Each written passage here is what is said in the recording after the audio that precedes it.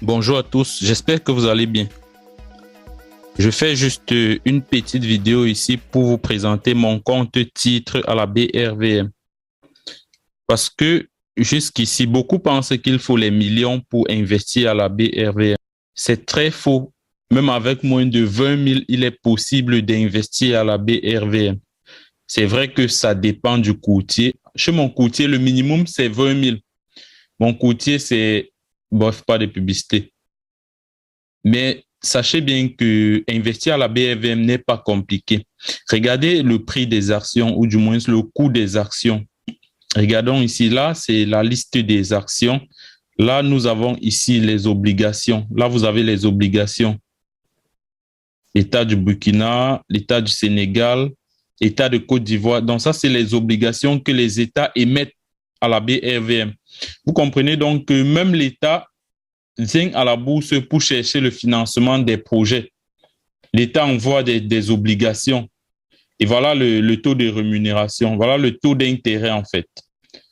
6%, 6%, 5%, bref, c'est toujours autour de 6%. Et là, nous avons les obligations. Voilà toute la liste des obligations. Et lorsqu'on dit investir en bourse, ça veut dire que tu vas venir sur la liste des obligations. Tu choisis les obligations qui t'intéressent. Ça dépend de ton portefeuille, ça dépend de combien est-ce que tu veux investir. Regardons par exemple, ici nous avons le titre Air Liquide Côte d'Ivoire qui coûte 795 francs. Ça veut dire que pour un titre Air Liquide, vous allez dépenser 795 francs CFA. On a le titre, regardons encore, Bank of Africa Bénin. Ce titre coûte 6600 pour un seul titre. Donc, vous voyez en fait que ça dépend de votre budget, ça dépend de votre portefeuille. Vous avez par exemple Bank of Africa Mali qui coûte 1400 pour un titre. On a le titre le plus bas qui est EcoBank, EcoBank Transnational Togo qui coûte 17 francs CFA. Pour un seul titre, vous déboursez 17 francs CFA. Donc, vous voyez un peu que ça dépend de votre budget, ça dépend de combien est-ce que vous voulez investir, ça dépend de votre horizon aussi d'investissement parce qu'il y a les gens qui peuvent investir pour 10 ans, pour 15 ans. Donc, vous voyez qu'il y a beaucoup de paramètres. Par contre, on a les titres qui coûtent aussi cher. On a par exemple le titre SGBC qui coûte 13 500. Pour un seul titre, vous allez dépenser 13 500. Nous avons aussi des titres qui coûtent même plus de 100 000. Là, nous avons Solibra, la société de limonaderie de Côte d'Ivoire, qui coûte 157 000 francs CFA. Ça, c'est le prix d'un seul titre. Vous allez dépenser 157 000 francs CFA. Nous avons Sonatel ici qui coûte 15 600. Donc, vous voyez que lorsque vous investissez, ce qui se passe, c'est que vous mettez l'argent dans votre compte. Là, comme vous voyez, là, c'est portefeuille. Portefeuille. Ici, c'est mon compte. Moi, je ne vais pas ouvrir parce que c'est mon portefeuille. Mais ici, à l'intérieur, il y a votre budget. Combien est-ce que vous avez dans votre compte? C'est ici que vous retrouvez cela. Et lorsque vous avez ça, vous décidez juste soit d'acheter ou de vendre. Ici, là, vous voyez plus, ça veut dire que j'achète. Regardez, par exemple. Là, j'achète. On me demande les quantités. La quantité que je veux acheter. Donc, vous voyez, ça, c'est à l'achat.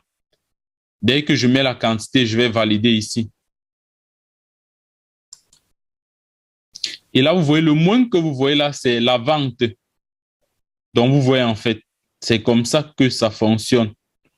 C'est très simple. Investir en bourse, c'est très simple. Je ne sais pas pourquoi les gens pensent toujours à l'arnaque. Mais maintenant, les gens perdent parfois facilement parce qu'ils sont pressés. Ce qu'on ne dit pas, c'est que lorsque vous avez acheté un titre, vous ne perdez que lorsque vous avez vendu. Tant que vous n'avez pas vendu le titre, vous n'avez pas encore perdu. Certes, vous voyez ici, ça affiche moins 195. Ça, ce n'est pas une perte définitive, mais ça, on appelle ça en fait perte latente. Elle n'est pas encore définitive. La perte est définitive lorsque vous avez décidé de vendre le titre en concédant cette perte. Mais à partir du moment où vous décidez de conserver le titre, ce n'est pas une perte. La perte reste latente jusqu'au jour où vous allez vendre. Et ce pourquoi on dit que soyons patients, qu'il faut être patient, c'est d'attendre être toujours au positif dans votre compte avant de décider de vendre le titre. Si vous vendez lorsque c'est rouge, forcément, vous avez perdu. Donc, c'est ça, il faut être patient lorsqu'on investit en bourse. Ce n'est pas du jour au lendemain qu'on gagne. Les gens qui vous promettent les 300% en un an, c'est du pipeau, c'est du mensonge. Donc, vous voyez, il y a pour tous les prix. En bourse, il y a pour tous les prix. Vous avez les titres qui coûtent 900, les titres qui coûtent 2000, les titres qui coûtent 4000. Vous pouvez décider d'acheter 1, 2, 3 titres, ça dépend. Mais maintenant, on conseille toujours aux investisseurs de diversifier le portefeuille. C'est-à-dire mettre dans son panier, en fait, plusieurs actions. Donc, comme je dis, on demande de diversifier le portefeuille. C'est-à-dire, vous allez créer un panier où vous mettez plusieurs actions à l'intérieur. Ce qui fait que si une action est en baisse et est en train de baisser, de l'autre côté, une autre action peut être à la hausse, ce qui fait que ça compense la perte. Regardez par exemple ici, on a l'action Bolloré qui gagne 30 francs CFA et en bas, on a l'action CFAO qui perd moins 5. Imaginons un seul instant que vous avez mis à l'intérieur de votre portefeuille ces deux actions. Si à l'intérieur de votre panier, vous avez mis ces deux actions, pendant que CFAO est en train de perdre 5 francs CFA, Bolloré gagne 30 francs CFA directement, ça compense la perte. Vous voyez que si vous avez les deux actions, si vous êtes à plus 25, pourtant vous avez perdu 5 de l'autre côté. Donc, c'est en fait pourquoi on conseille toujours de diversifier. Mais une très grande diversification n'est pas bonne. Vous ne pouvez pas avoir dans votre portefeuille 15, 20 titres, c'est pas bon. Il faut être autour de 5, 6. Vous voyez un peu. Lorsque vous diversifiez trop, ça fait que vous-même, vous ne comprenez plus ce que vous êtes en train de faire.